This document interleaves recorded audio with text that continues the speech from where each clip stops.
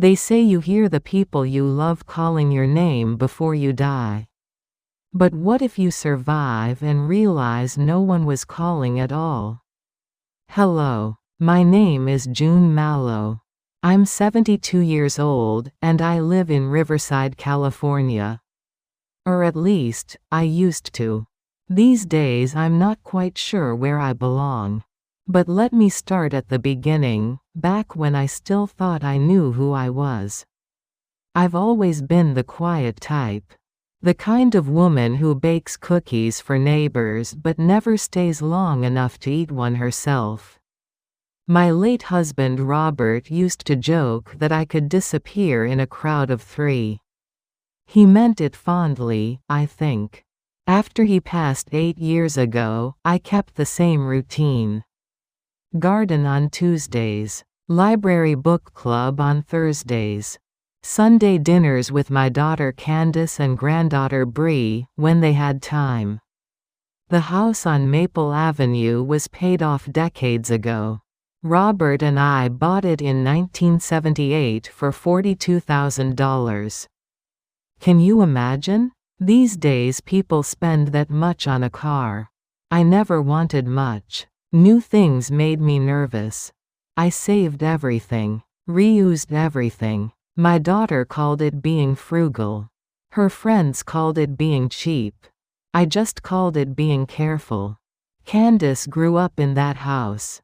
She had the bigger bedroom with the bay window. I sewed curtains for it myself, yellow with tiny white flowers.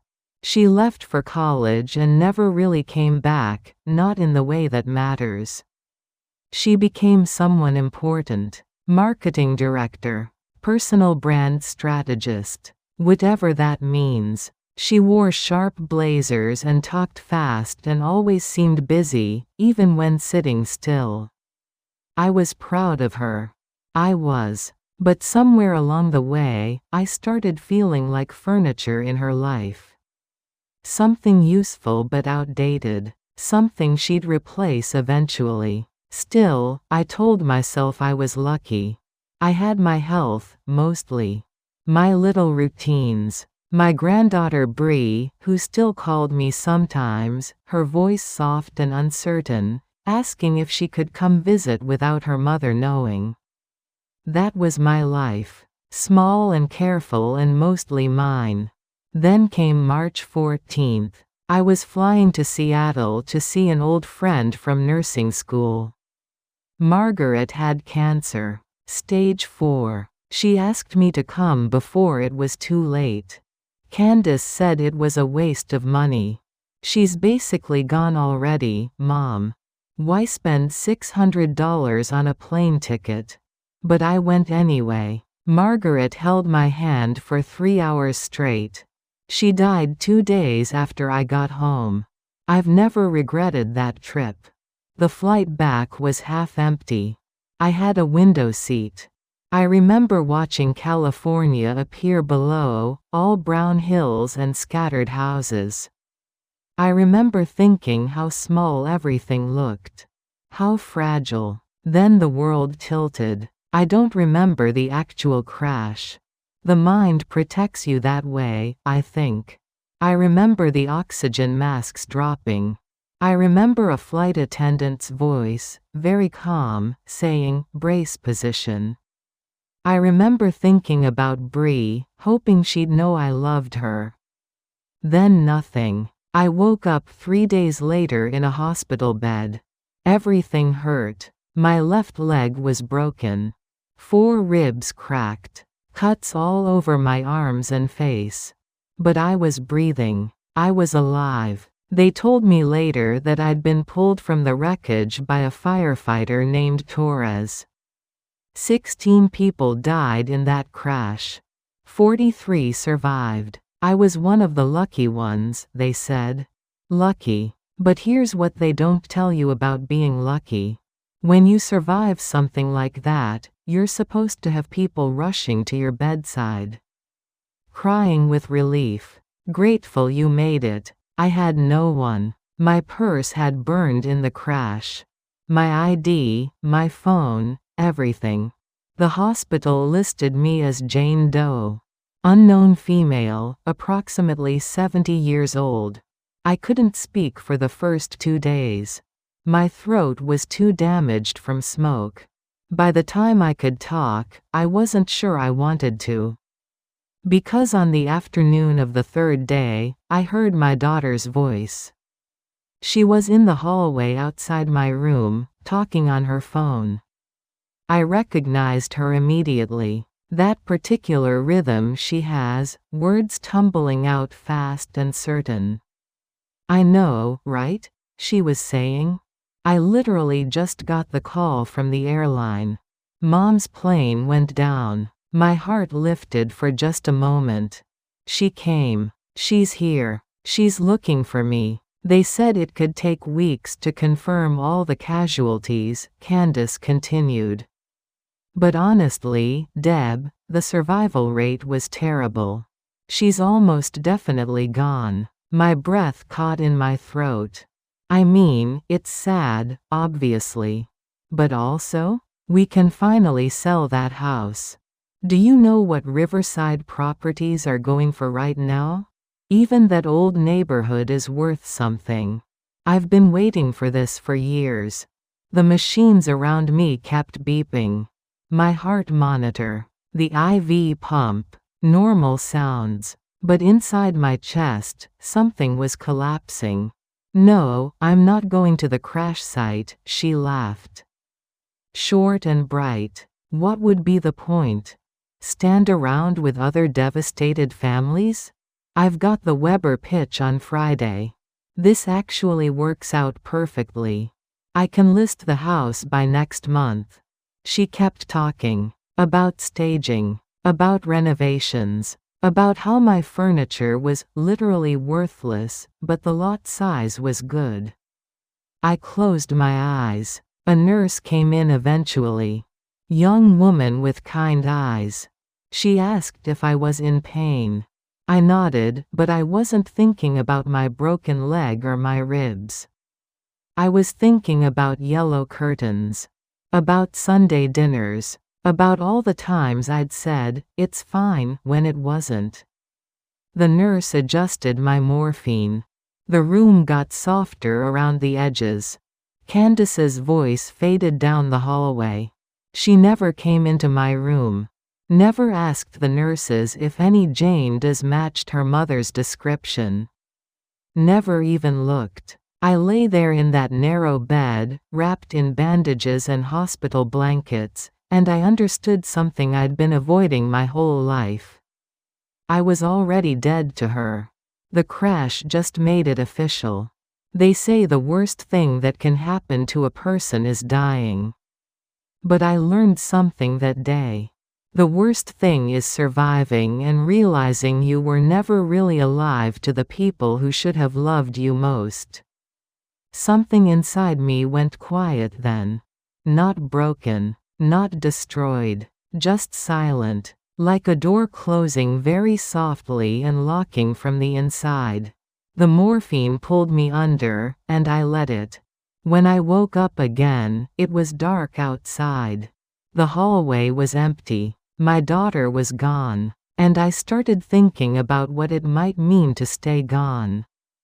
To stay dead. To finally, after 72 years of being careful and quiet and good, choose myself. The machines kept beeping. My heart kept beating. But the woman I'd been? The one who baked cookies and said, "It's fine," and disappeared in crowds.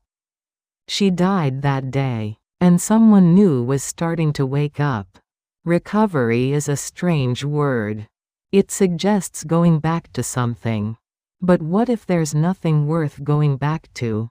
The hospital kept me for 2 weeks. Then they transferred me to a rehabilitation center in San Bernardino. Valley Springs Recovery, it was called. Pale yellow walls and motivational posters about perseverance. The physical therapist's name was Carmen. She had strong hands and never asked too many questions. I told them my name was Jane Harris. Made it up on the spot. Jane because that's what they'd been calling me anyway. Harris because it was my mother's maiden name.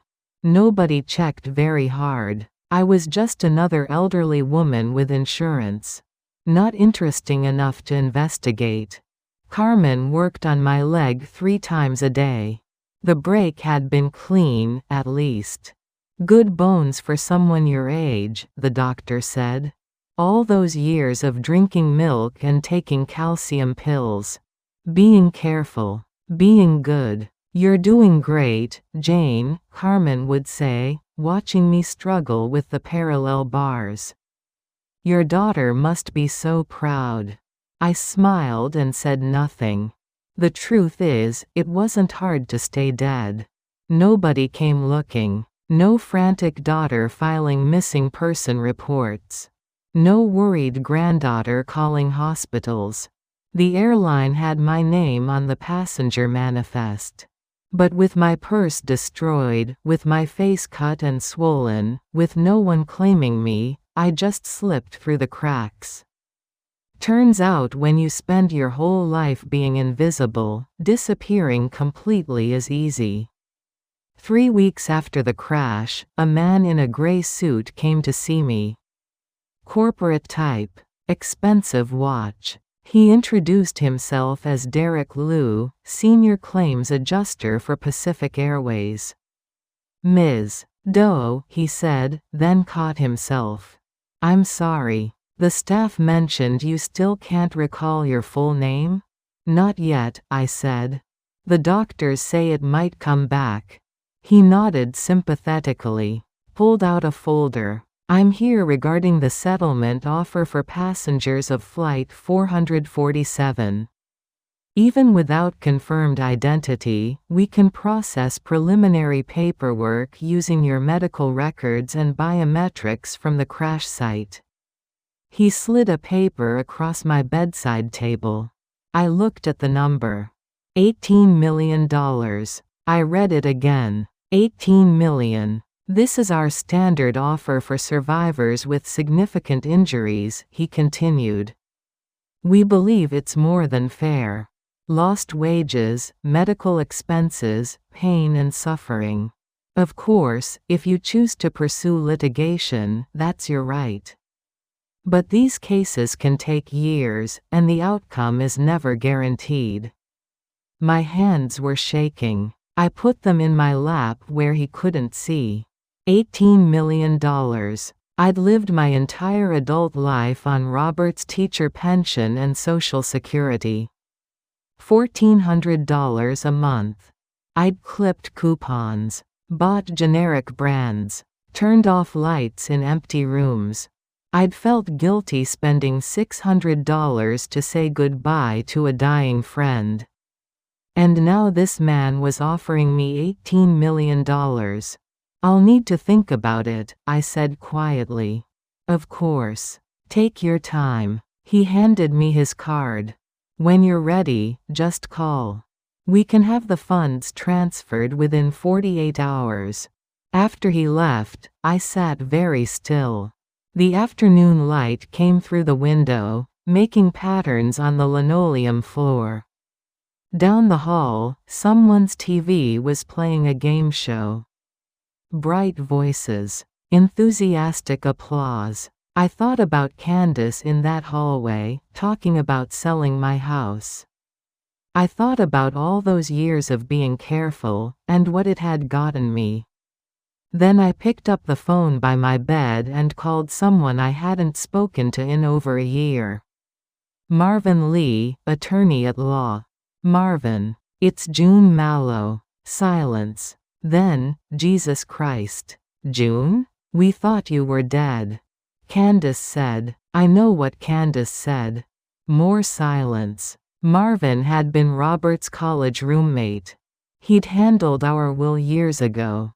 He'd always been kind to me, in that slightly sad way people are kind to women who don't speak up for themselves. Where are you? He asked carefully. Valley Springs Recovery in San Bernardino. Room 304. I'll be there in an hour. He made it in 50 minutes. Marvin looked older, more gray in his hair, lines around his eyes. But when he walked into my room and saw me sitting up in bed, alive, his face went through something complicated. "June," he said. "Just that. Just my name. Sit down, Marvin. I need your help." He pulled up a chair. I told him everything. The crash. The hospital. Candace's phone call. The settlement offer. When I finished, he sat back and ran his hand over his face. "Christ," he said. "June, I'm so sorry. I should have checked on you myself. I just assumed Candace. Everyone assumes Candace. That's been the problem my whole life." He looked at me differently then. Like he was seeing someone new. "What do you want to do?" he asked. "I want to accept the settlement. But not as June Malow." His eyebrows went up. "You want to stay dead. I want to start over. New name, new city, new life. That's complicated. Not impossible, but complicated. Can you help me?" Marvin looked at me for a long moment. "Yes," he said finally. "Yes, I can help you. But June, you need to understand what you're doing. If you do this, you can't undo it. Your daughter will inherit your house, your accounts. Everything tied to June Malow. The house was worth maybe $300,000. My savings account had $22,000 in it. Let her have it. And Bree? That one hurt. I'll find a way to reach Bree later. When I'm ready. When I'm strong enough." Marvin pulled out a legal pad. Started taking notes. "Okay. First thing, we need to establish a new legal identity. I know someone in Nevada who handles sensitive documentation work. Good work. Expensive, but good. I have $18 million coming." He actually laughed. Short and surprised. Yeah, you do." We spent the next 2 hours planning. It felt strange, making decisions about my own life. I'd spent so long asking permission. Checking if things were okay. Worrying about being too much trouble. But this? This was mine. "The settlement goes into a trust under your new name," Marvin explained. "We'll set up an LLC to hold assets. Completely separate from anything tied to June Malow. It'll take a few weeks to process everything, but it's doable." "What about taxes?" "That's the beautiful part.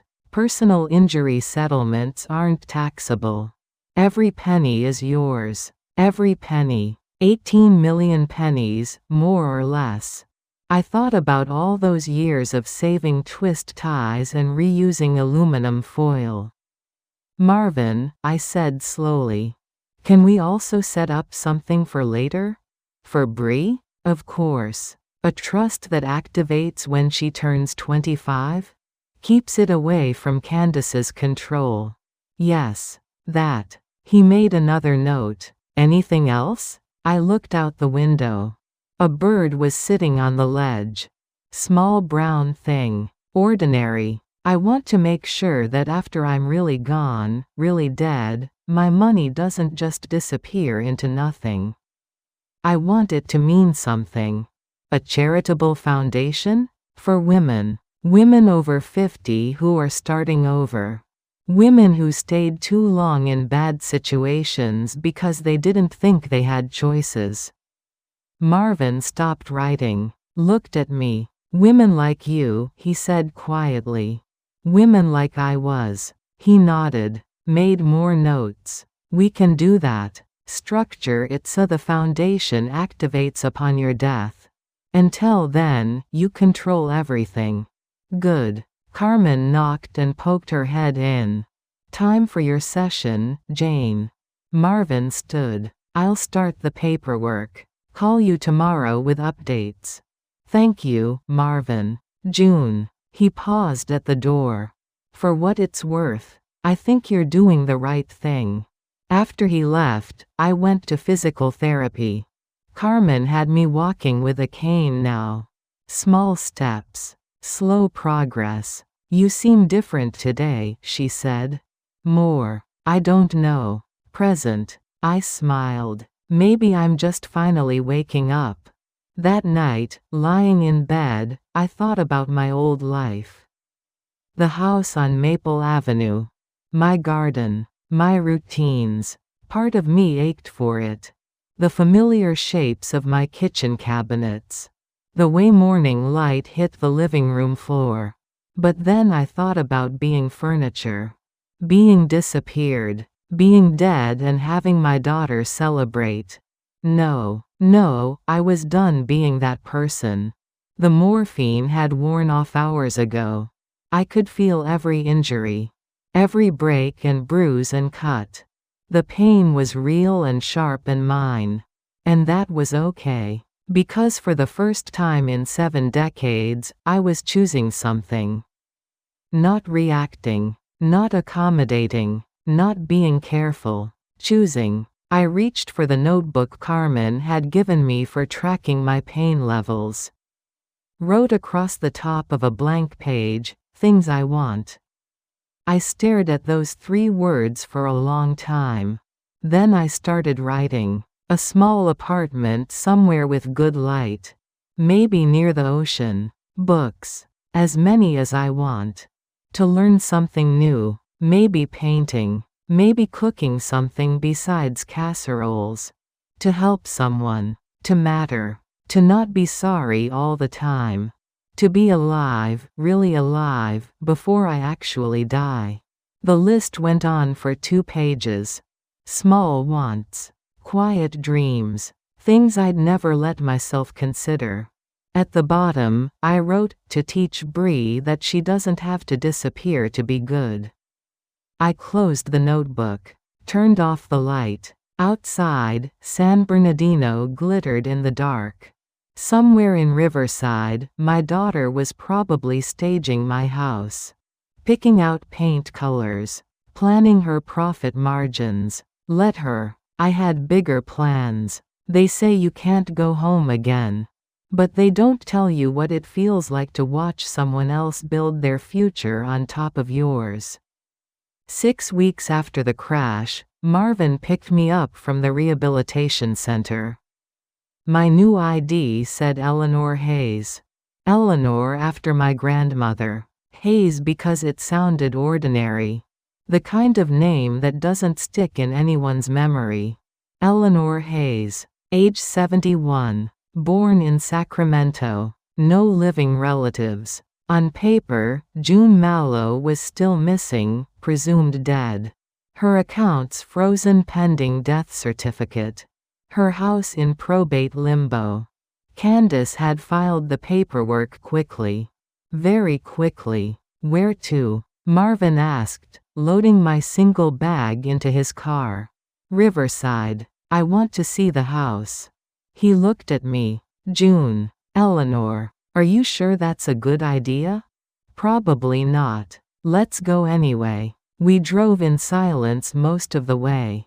I watched California pass by the window. Strip malls. Fast food places. Gas stations. Everything the same but different. Like looking at your life through someone else's glasses. Maple Avenue hadn't changed. Same cracked sidewalks. Same jacaranda trees dropping purple flowers. Mrs. Chen's house still had the blue shutters. The Parker's dog still barked at everything. My house looked different. There was a sign on the lawn. Coming soon, vintage charmer in up-and-coming neighborhood. Below that, a realtor's face smiled at me. Not Candace, but someone who looked like her. Sharp. Professional. Expensive. She can't legally sell it yet, Marvin said. Not until the death certificate is official. But she can get it ready. She's getting it ready. The lawn was freshly mowed. New mulch in the flower beds. My roses were gone. In their place, someone had planted ornamental grasses. Modern, minimal, fashionable. Drive around the block, I said. I want to see the back. The alley behind my house was narrow, lined with garbage cans and recycling bins. From there, I could see my kitchen window. The back porch where Robert and I used to drink coffee in the mornings. There was a dumpster in the driveway. Industrial size. Dark green metal. Nearly full. Stop here, I said. Marvin parked. I got out slowly. My leg still hurt. Probably would for months. I walked to the dumpster and looked inside. My life was in there. The yellow curtains I'd sewn for Candace's room. Ripped down, stuffed in a black garbage bag. My dishes. The ones with the blue flowers that Robert gave me for our 10th anniversary. Broken. Thrown in loose. Books. My collection of Patricia Cornwell novels. My Better Homes and Gardens cookbooks from the 70s. All tossed like trash. The wooden recipe box Robert made in his workshop. Cracked down the middle. My mother's handwritten recipes still inside, scattered like autumn leaves. I reached in and pulled out the recipe box. Held it carefully. My hands were shaking. June, Marvin said quietly behind me. I didn't answer. Just stood there, looking at 40 years of my life waiting for the garbage truck. A voice called from the house. Hello? Can I help you? I turned. A woman was coming down the back porch steps. Mid-40s. Yoga pants and a loose sweater.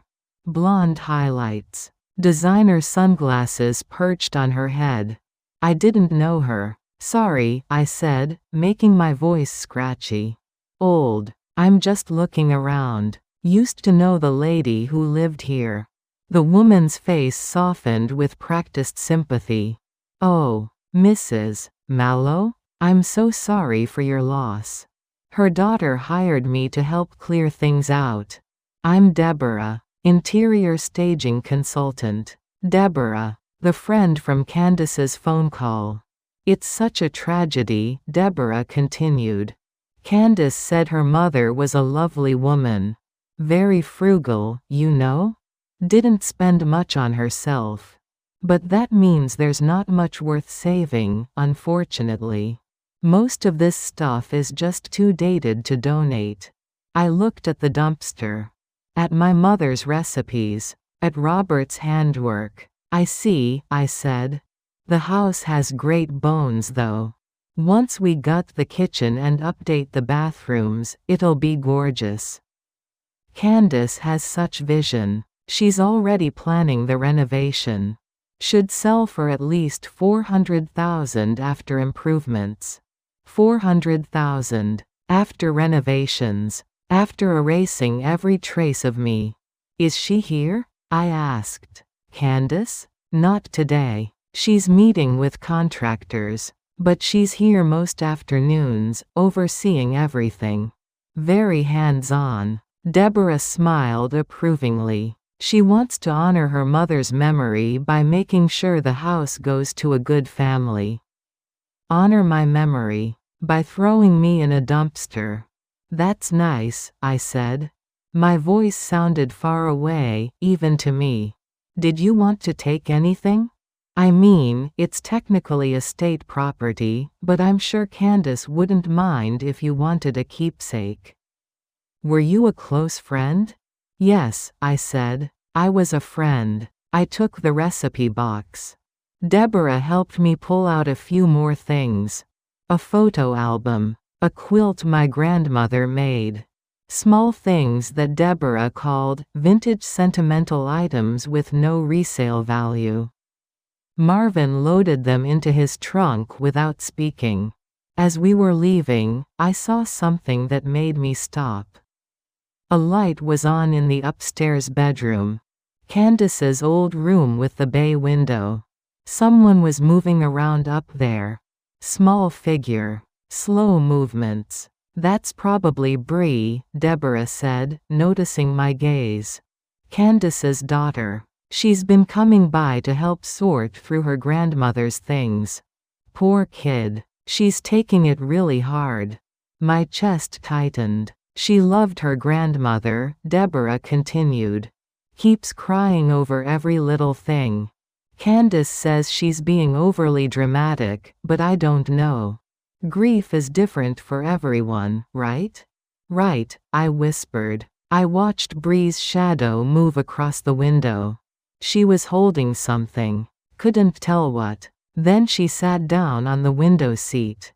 The one Robert built. The one where I used to read to her when she was small.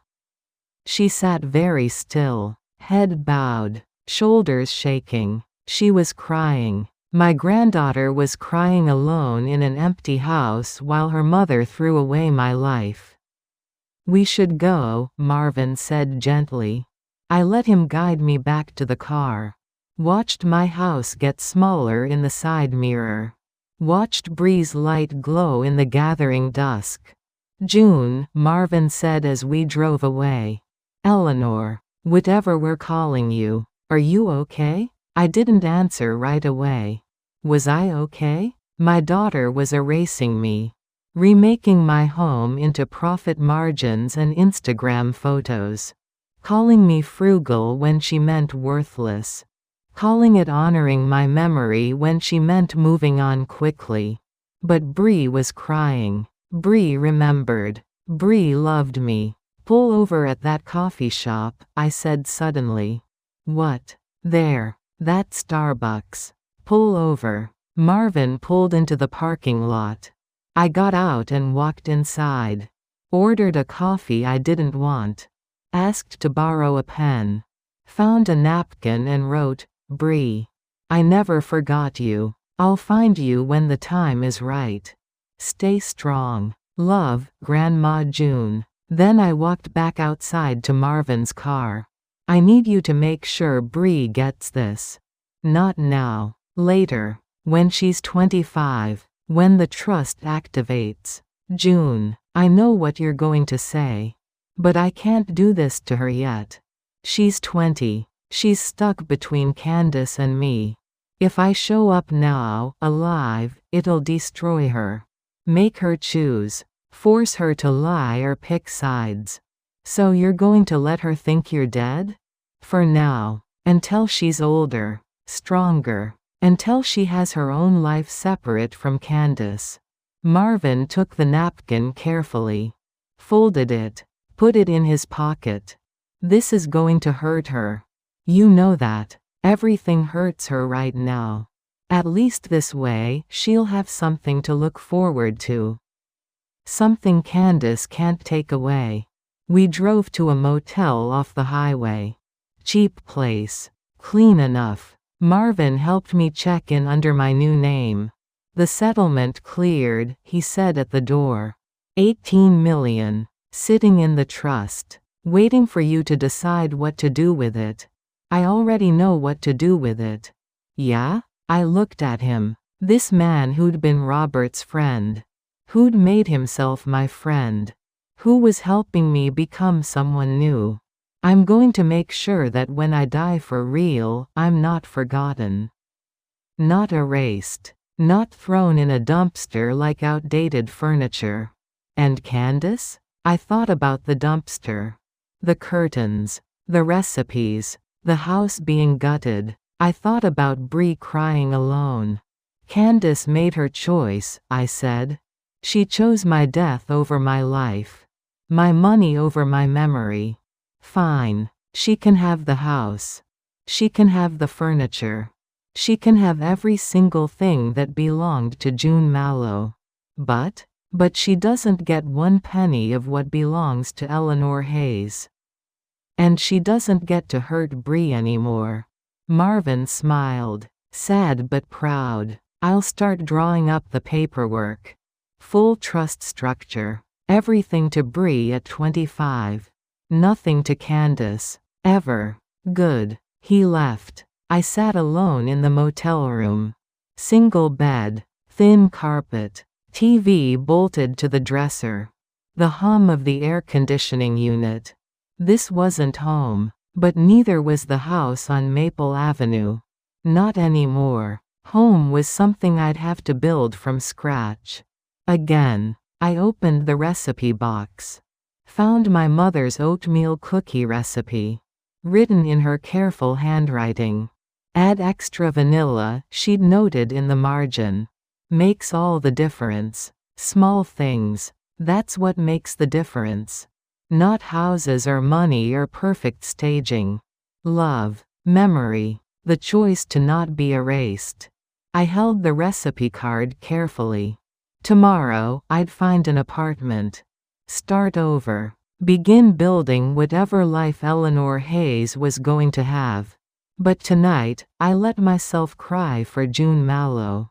For the woman who tried so hard to be good. Who disappeared in crowds. Who thought being careful meant being safe. That woman was gone now. And I was done mourning her. There's a particular sound a coffee cup makes when someone sets it down too hard. Sharp. Final. Like a door slamming. That's the sound Candace made when she saw me. 3 months after the crash, I walked into the Riverside Coffee House on a Tuesday afternoon. Picked Tuesday because Candace always met Deborah there at 2 o'clock. I'd been watching, learning her patterns, the way she'd learned to predict mine. She was sitting by the window. Laptop open. Designer bag on the chair beside her. Hair perfect. Nails perfect. Everything about her carefully arranged. I walked up to her table. "Hello, Candace." She looked up, blinked, looked again. The color drained from her face. "Mom?" Her voice cracked on the word. Just slightly. Just enough. "May I sit down?" She didn't answer. Just stared. Her mouth opened, closed, opened again. I sat anyway. For a long moment, neither of us spoke. The coffee shop buzzed around us. Espresso machine hissing. Someone laughing at the counter. Chairs scraping. Normal sounds. Normal day. Except her dead mother was sitting across from her. "You're alive," she finally said. "I'm alive. But they said the airline said I was listed as Jane Doe. No ID. I couldn't speak at first. By the time I could, I'd already heard what you said."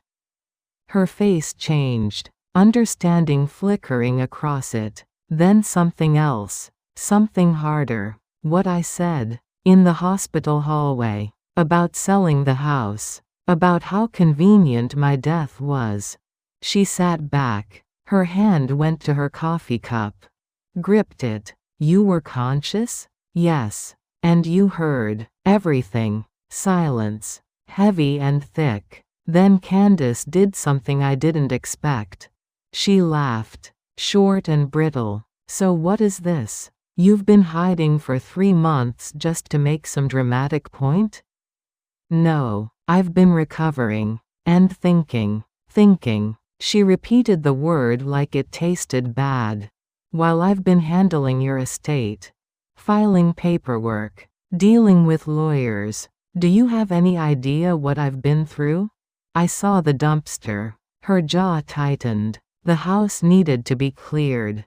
That's standard procedure. My mother's recipes. Robert's woodwork. Everything I owned. It was junk, Mom.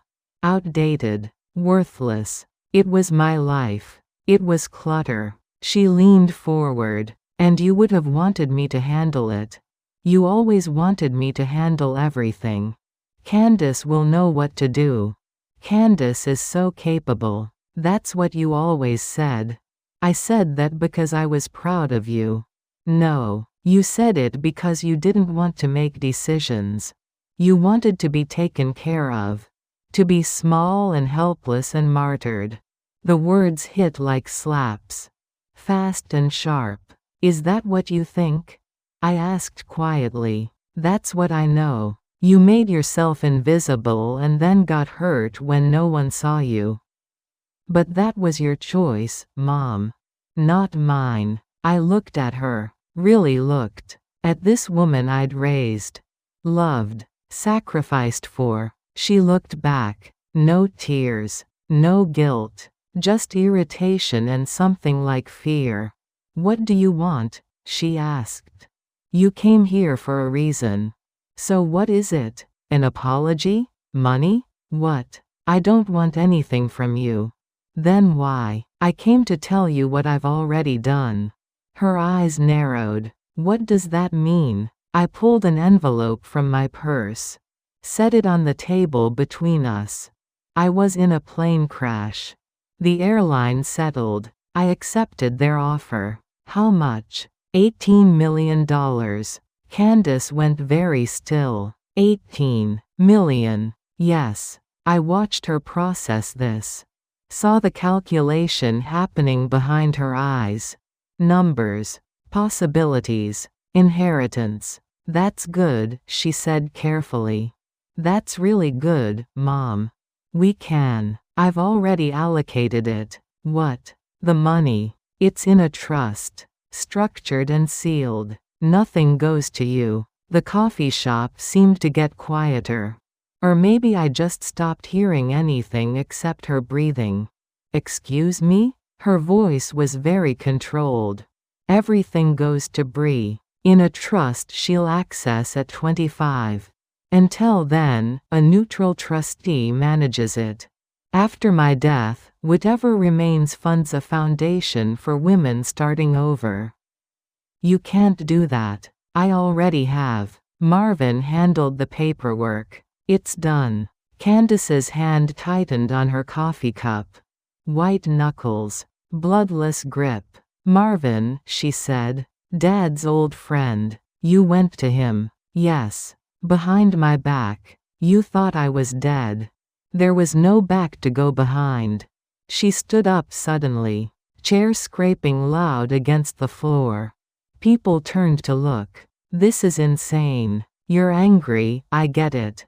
But you can't just." "I can. I did. I'm your daughter." "Yes. You are." She stared at me, breathing hard, face flushed. "What about the house?" she demanded. "My inheritance? You can have the house. And whatever was in my old accounts. That still goes through probate as June Mallow's estate. Everything tied to my old identity is yours." "How generous." "It's about $300,000 total. After taxes and fees. That's what you wanted, isn't it?" "This is about what I said. At the hospital." "No. It's about what you did after. I didn't know you were alive. But you knew who I was when I was." My voice stayed level, calm. "You knew I was your mother. And when you thought I was gone, you celebrated.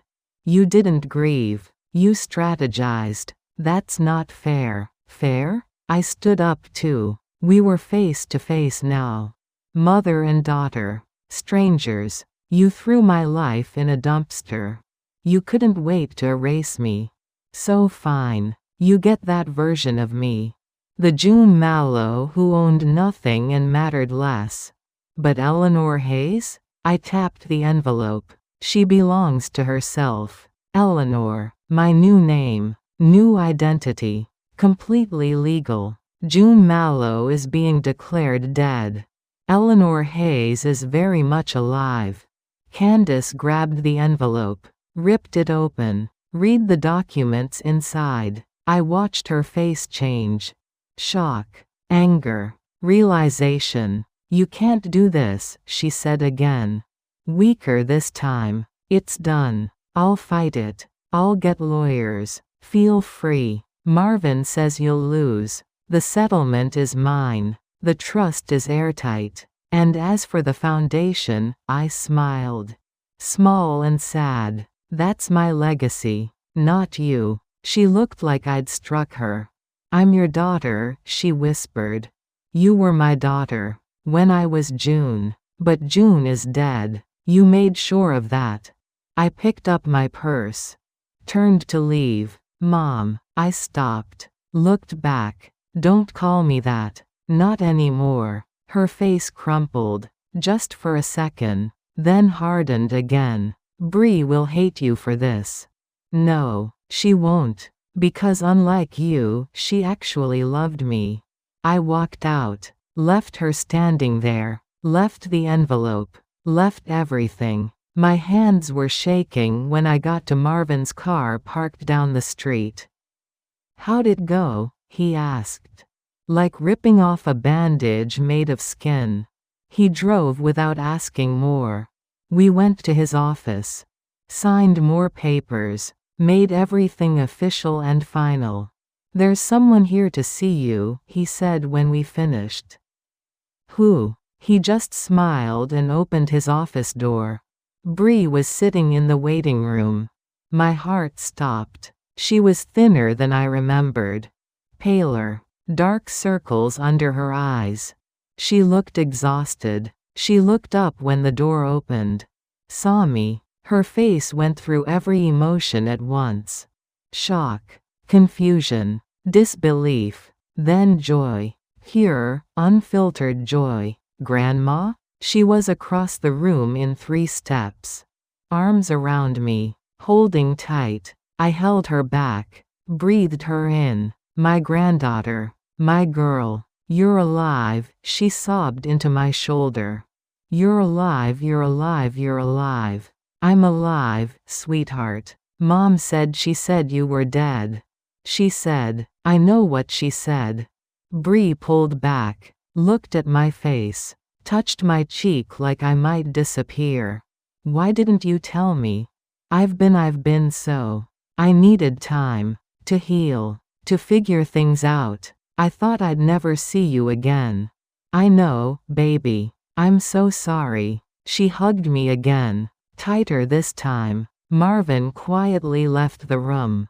Gave us space. "Does Mom know?" Bree asked. "I just saw her. And there's nothing left between us." Bree nodded. Like she'd expected it. Like some part of her had always known. "I found your recipe box," she said. "In the dumpster. I kept it. And the photo albums. Everything I could save. Thank you. Mom was so angry. Said I was being sentimental. But I couldn't let them throw you away." I held her face in my hands. This beautiful girl. This proof that I hadn't failed at everything. "Listen to me. I'm setting up a trust for you. For when you're 25. It's a lot of money. Enough to build whatever life you want. Grandma. But more than that, I want you to know something. You don't have to choose between being strong and being kind. You don't have to disappear to be good. Do you understand?" She nodded, tears streaming down her face. "You're allowed to matter," I said. "You're allowed to take up space. Don't let anyone make you small. Not even me. Not even your mother. Promise me." "I promise." We sat in Marvin's office for an hour. Talking. Catching up. Making plans. When she finally left, I felt lighter. Emptier. Cleaner. Like I'd been carrying something heavy and finally set it down. Marvin came back in. "You okay?" "I think so. Candace called. 3 times. Wants to contest the trust." "Let her try. She's also threatening to," he paused, "to tell people you faked your death." "I didn't fake anything. I survived. There's a difference. Still. Could get messy. Let it get messy. I've spent 72 years avoiding mess. I'm done." He nodded. Smiled. "You're different. You know that? Good different? Strong different. Real different." I looked out his office window. Riverside spreading out below. My old city. My old life. Not mine anymore. "What's next?" Marvin asked. "Next I find an apartment. Somewhere quiet. Near the ocean maybe. And then? Then I learn how to be Eleanor Hayes. Whoever she is. I think," Marvin said gently, "she's who June Malow always wanted to be." Maybe. Maybe not. But I had time to figure it out. For the first time in my life, I had all the time in the world. And no one left to spend it on but myself. They say time heals all wounds. But I think what time actually does is teach you which wounds to stop touching. 6 months after I walked out of that coffee shop, I signed the final papers for the Eleanor Hayes Foundation. Marvin handed me the pen. I signed my new name in careful letters. It still felt strange, like wearing someone else's coat. But it fit better than the old one ever did. The foundation office was small. Just 2 rooms in a building near Huntington Beach.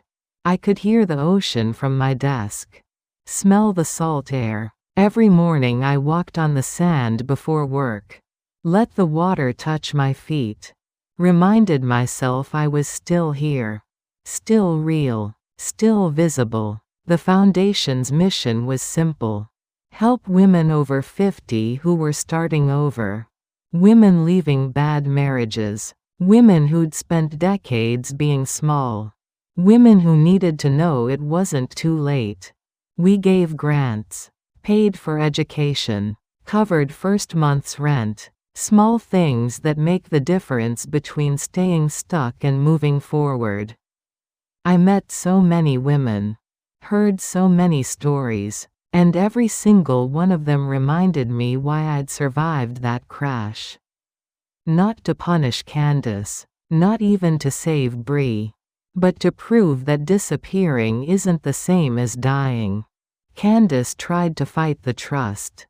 Hired 3 different lawyers. Each one told her the same thing. The settlement was mine. The structure was legal. She had no case. She got the house eventually. Sold it for $420,000. I heard she used the money to start her own consulting business. Personal brand revolution, she called it. Teaching other people how to reinvent themselves. The irony wasn't lost on me. She tried to contact me twice. Both times through Marvin. Both times I declined. Some relationships don't survive the truth. And that's okay. That's allowed. Bree came to visit once a month. We met at different places. Coffee shops. Parks. Once we drove to San Diego and spent the whole day at the zoo, just like when she was little. She was becoming someone I admired. Strong but soft. Clear about boundaries. She'd started therapy. Started saying no to her mother. Started building her own life. I'm taking a gap year, she told me in October. Going to travel. Mom's furious.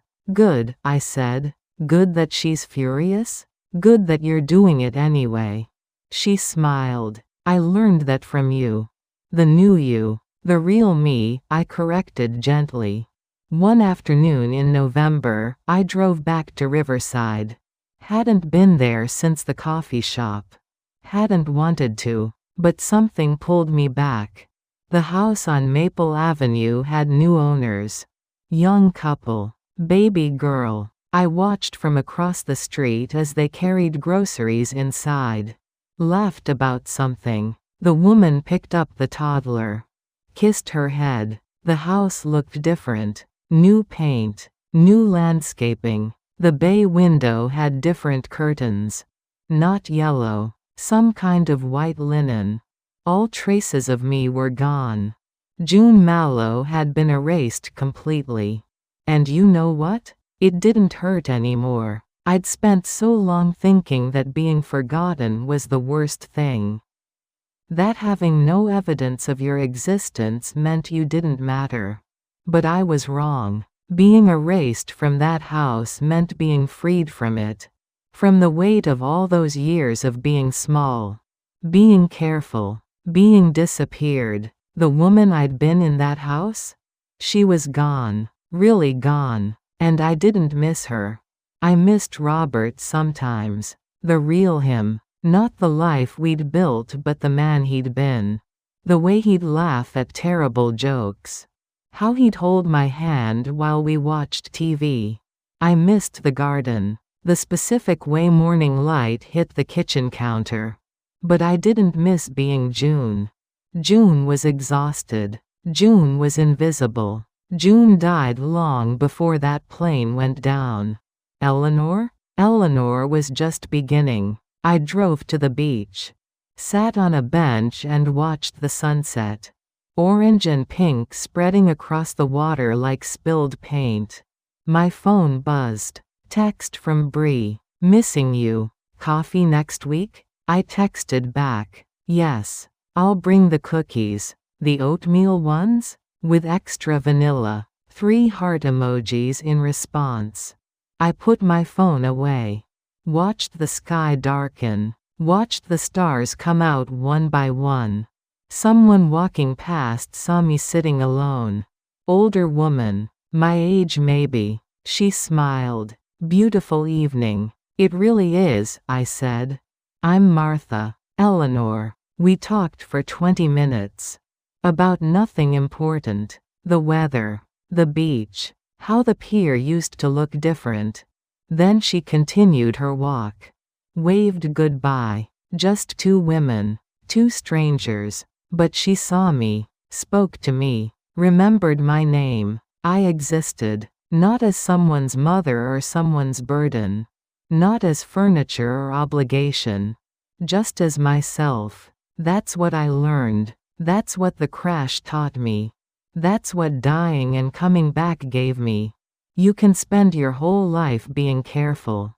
Being small. Making yourself convenient for other people.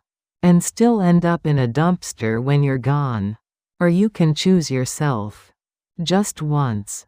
Just enough. It's not selfish. It's not cruel. It's survival. I'm 72 years old. Or 71, depending on which ID you believe. I live in a small apartment near the ocean. I run a foundation. I see my granddaughter. I make cookies with extra vanilla. Some days I still think about that hospital hallway. About Candace's voice saying, finally. But most days I don't. Most days I wake up and the first thing I think is I'm still here. I survived the crash. Survived the betrayal. Survived being erased. And I'm still here. Not disappeared. Not forgotten. Not dead. Just different. Just free. Just mine. The foundation will continue after I'm really gone. It's structured that way. Women will keep getting help. Keep getting second chances. Keep learning that 50, 60, 70 isn't too late to start over. Bree will get her trust at 25. She'll build something beautiful. I know she will. And Candace? She'll have her consulting business. Her personal brand. Her curated life. We'll never speak again. That door closed and locked. But I don't hate her. I don't even blame her anymore. She was taught to value the wrong things. Success over substance. Image over integrity. Profit over people. I taught her some of that. By being so small. By disappearing so completely that she learned to expect it. But I broke that cycle. Finally. And maybe that's my real legacy. Not the money. Not the foundation. But showing Bree that women don't have to disappear. That we're allowed to take up space. That being good doesn't mean being gone. The ocean is loud tonight. Waves crashing steady and sure. I'll sleep well. I always do now. Tomorrow I'm meeting a woman named Susan. 63. Leaving a 40-year marriage.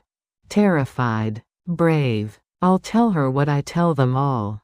It's not too late. You're not too old. You matter. You're allowed to choose yourself. And that's not the end of your story. It's the beginning. Thank you for listening to my story. For staying with me through the crash and the betrayal and the rebuilding. For understanding that sometimes the bravest thing we can do is refuse to stay disappeared. If this story touched you, if it made you think about the women in your life who've made themselves small, or if you've ever felt invisible yourself, please consider subscribing to Grandmama Radio. Hit that like button. Turn on notifications. These stories matter. Your story matters. And none of us should have to disappear to be good. Thank you. And remember, it's never too late to choose yourself.